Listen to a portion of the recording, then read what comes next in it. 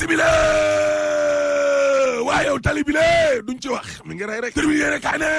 juróom ñoo xam ne day ñoo bokk benn famille ñoo accidenté daal di dee inna lillahi wa inna ilayhi rajiun dama ne la gis nga accident boobee waaw yoonu kër ma jabel ba la xewee day allahu akbar diggante benn Peugeot ak benn Seplace la yéene kaay gi ne néew ya day ña nga ca morgue hôpital Alaaji Ibrahima Niass ca diwaanu Kaolack googee bos fobli ne dama ne la juróom benn ci ay doomu aadama yoo xam ne ñoo bokk benn famille ñoo dee allahu akbar Le Soleil yéene kaay ne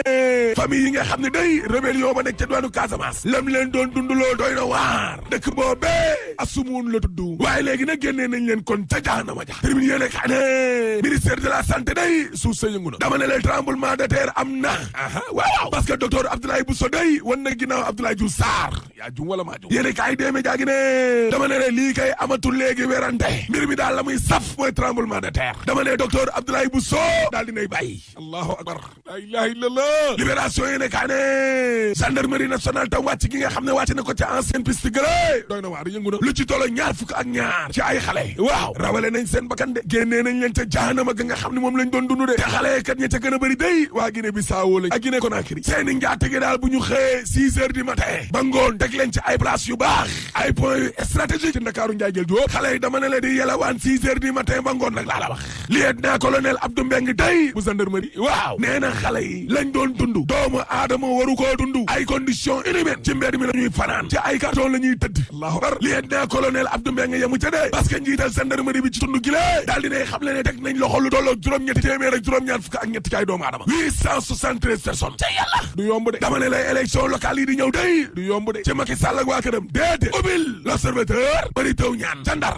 nee na sama candidature bi ci boppam kon mënatuma dellu ginnaaw déedéet parce que nag nekkul ne benn doomu aadama woo war a tànnal nit ñi seen maire waaye nit ñi ci boppam kon ñoo war a dogal tànnal seen bopp que ñu bëgg laa la wax dëgg pire évidence seene kaa ne moo taxit sax ra Iyane Thiam day waaw daal dinay xam le ne candidat lay doon ca mairie bu Sicap Liberté ñëf Cheikh Bamba Dièye ci Vox Populi waaw nee na gis nga sama candidature ca mairie bu Ndar Géej gëlé dama ne la farata la parce que nag damaa mënul ni xujju ñu jël Ndar Géej googee def ko ab magasin boo xam ne papa doom yaay benn famille ñoo fay ne ndax lu neex goroba du fi amee tey te du fi amee ëllëg laa la wax tribune kaa ne ndigal li nga xam ne kon jib na ci élection locale yi jóge ci Macky waaw Adama Faye nee na comme monsieur le président man day d'accorduma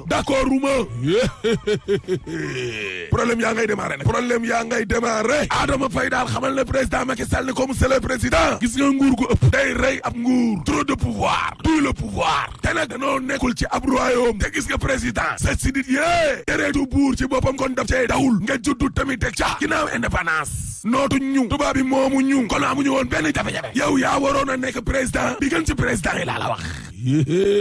Adama Faye di rek ko Marème Faye jabaru Macky Sall waaw nee na yow président Macky Sall te gis nga sa nguur gu bëri gi la excès de pouvoir bi ak sa comportement wu dictateur mar di tali wala monarque ngay saf buur tiital ne ku nekk nag laa la wax te gis nga moom sa bopp gi la di wàllum liberté gi looloo la may tey ngay fal ku la neex ak ngay folli ku la neex sa liberté googee tamit tey moo la may tey nga jël ay nit yoo xam ne dañoo retraité yàgg na dénk leen ay poste de responsabilité yàgg na Adama Faye ci tribune yéene kaay ne Macky Sall moom sa bopp woowee di wàllum liberté waaw moo tax ba ci jamono ji ñu ne mbas mi jafe-jafe wérgu yaram gi ñu nekk nii lé ak coono li nga xam ni kon moom la nit ñi di dund nii nga jël ay milliards dem jënd ci roppalaan di avion kër ga yëngu na nag dama ne la kër ga yëngu na Adama Faye day di rek ko Marème Faye waaw ci tribune yéene kaay nee na ko monsieur le président nga d'accord ceeg ñàkk ceeg d'accord bu soobee suñu borom man Adama Faye day candidat laay nekk ci mairie bi ci Grand Yoff laa la wax waa Grand Yoff nag ñooy ate wuy sama ndey kër ga yëngu na Direct News gis nga élection locale 2022 yooyu waaw Thiès day xeex dana fa am de xeex moom day am moom parce que maire yi nga xam ne réew mi la ñu ne ak waa AFP ak socialiste yi ak mouvement yi nan lañ leen di def yéeni kaa gi ne waaye est-ce que coalition Benno Bokk Yaakaar bi lée du tas demal ca duwaanu Kaolack tribune yéene kaay nee na am na koo xam ne fipp na de te pale lay liggéey Babacar Lo Ndiaye waaw nee na Kaolack laa juddoo Kaolack laa bokk fii laa dëkk samay ndey ak samay baay ak samay mag ak samay rak Kaolack noonu dëkk loolu tax na ba man Babacar Lo Ndiaye candidat la ñëw parce que nag dootuñu nangoote benn yoon ñu ñuy indil ay maire parachutage waaw yéene kaay gi ne te Babacar Lo Ndiaye moomee bokk APR tey opposition ba nekk ca Kaolack ñoo bootu ca ginnaaw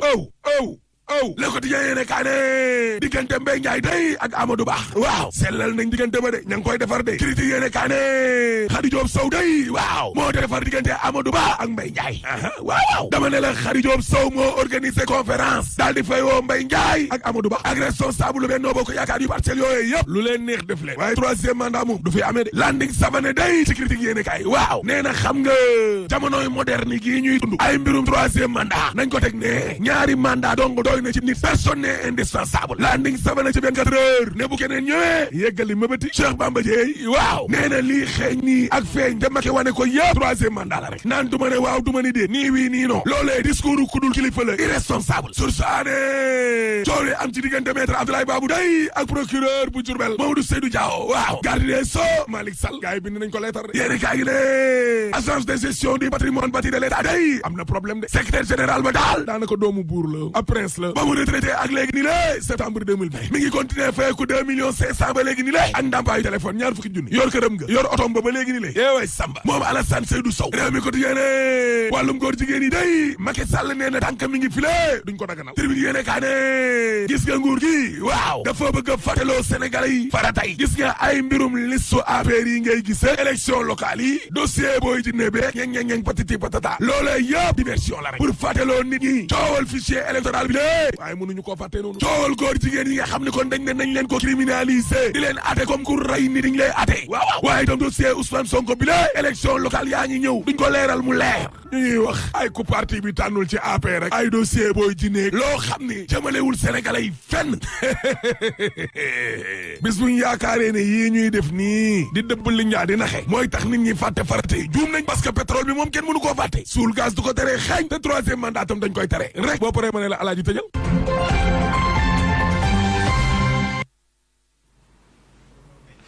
jaajëf El Hadji Ahmed Aïdara jaajëfal leen